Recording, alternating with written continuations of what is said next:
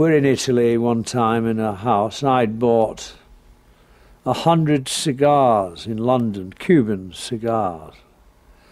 And we both smoked cigars at the time, and perhaps we'd been there 3 weeks, and he says to me, there are 17 cigars left.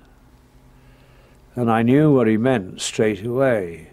He meant there's an odd number. So if he had a cigar, I had a cigar.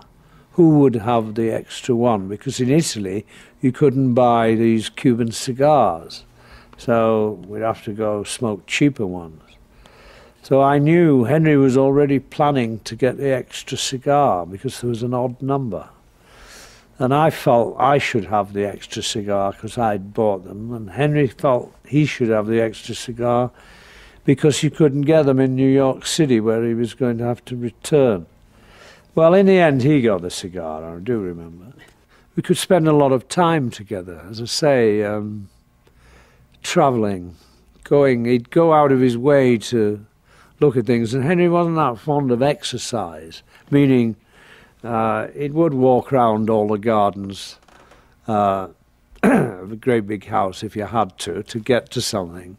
But he wouldn't walk down 9th Street to the end of the road, really. He'd always wait for a taxi. But he didn't drive, for instance, Henry. He'd come here, meaning someone always drove him. He never learned to drive because it would be better. It means somebody else will always do the driving.